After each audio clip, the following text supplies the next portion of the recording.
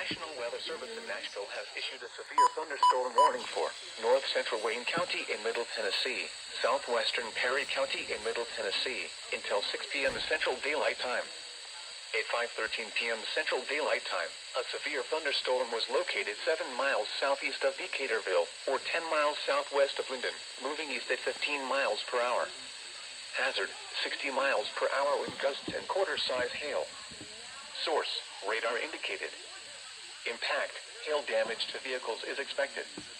Expect wind damage to roofs, siding, and trees. Locations impacted include Linden and Flatwoods. For your protection, move to an interior room on the lowest floor of a building.